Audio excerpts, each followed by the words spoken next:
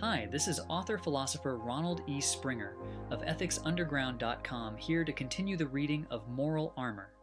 Chapter 8, Part 30, False Equality. Please hit like and subscribe before we dive in. It is said in our Constitution that all men are created equal. Spirit murderers extrapolate this past a man's creation to claim it is a lifelong chain on all men obligating them never to outpace each other, and if so, requiring an equal distribution of their wealth to compensate for all human attributes which are clearly not equal: honesty, effort, willingness, etc. We are all born into different economic and moral situations, national origins, and climates. We develop to different heights, weights, health, intelligence, and chosen character. We are given a host of core metaphysical attributes by nature, and with umbilical separation, we must assume responsibility to hone them to their greatest efficiency. The least important traits on average are hereditary, while the most significant are volitional, meaning chosen by us. We all have special hopes and dreams, which are private and personally important. We all vary in our ambition for their pursuit, and this produces the self-made bounty which a spirit murderer sees as worth looting. Recalling Forrest Gump, who becomes a millionaire even with numerous, including mental handicaps, would the fighters for supposed equality desire to be retarded? No, it's his money and honor they're eager to divide amongst themselves. Take away subversive language, and it comes down to the simple abrogation of virtues created by those willing, in favor of those who aren't. The perfect contrast is that the self-made all strive to be unique, while the fear-driven want to blend in and hide, mirrors reflecting mirrors in endless monotony. From the faceless masses, they demand that all men be provided with a prosperous life as a minimum on which to build, unwilling to start where nature starts us all. Who is to provide it? The pursuit of equality past legal protection from violence is just another slave/master form of cannibalism, as confiscation is their only means to achieve it. Equality is a legal concept only, meaning no man is born with special governmental privileges denied to the others. Period. It doesn't pursue happiness for them or grant them any products that must be produced by others, but only clears their path of the unnecessary obstacles witnessed throughout history by outlawing violence and fraud among men. For once, it sanctions a human being's freedom to rise as high as his will carries him. It does not apply to private situations such as inheritance, or to the supposed unfairness of being subjected to stupid parents versus the grace of intelligent ones. It is not unfair, as no one has the right to mitigate such circumstances, but only unfortunate. Poverty-stricken parents are going to have poverty-stricken children, at least initially. Rich parents have rich children initially. They have a better chance because they witness better traits. It is the parents' traits handed down, whose abrogation would be a violation of their rights.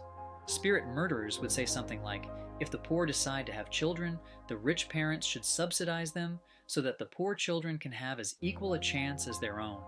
Or, it's not the child's fault that he was born poor. It's not ours either. It's his parents' fault. The poor are poor for a reason. Spirit murderers are spirit murderers for a reason, and that reason disqualifies them from ever giving advice, or of having their viewpoints considered in a rational world. That those of greater ability, effort, and tenacity should live under threat of confiscation by those less endowed or less willing is an abomination. That the smooth functioning ideas of a thoughtful, civil discipline should be subordinated to the unworkable tantrums of those demanding equality as measured in asset value alone, but never in effort, is deplorable. Morale?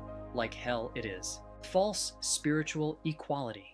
Those who negate the mind have no choice but to swing from one annoying pretense to another.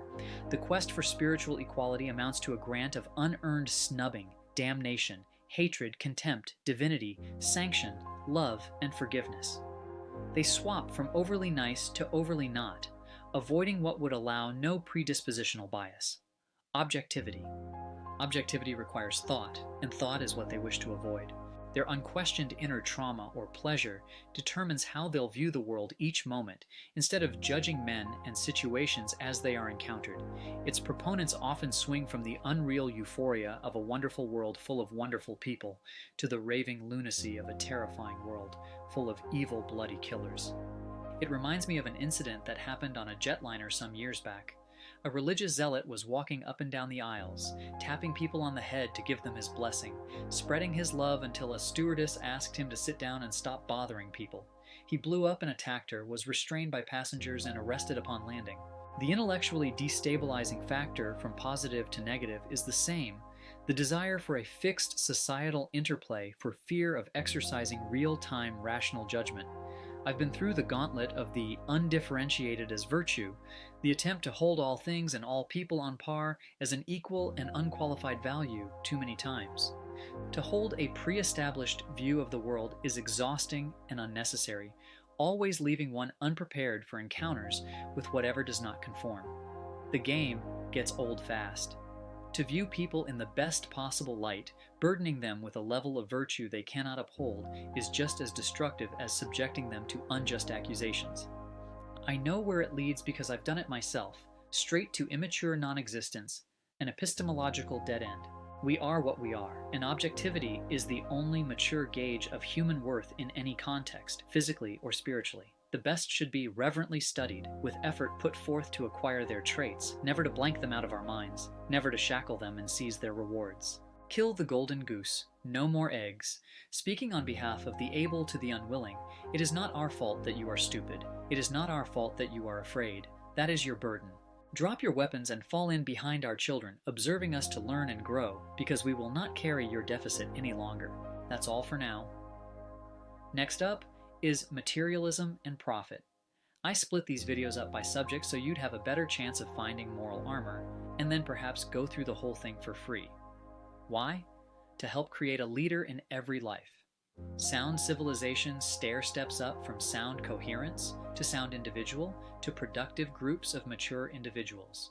Self-hatred drives fear-driven people in our world to wipe out the individual, so we all need moral armor to protect ourselves and the future of mankind. Click subscribe and leave a thumbs up if you'd like to help wipe out moral confusion fast and make the world a better place.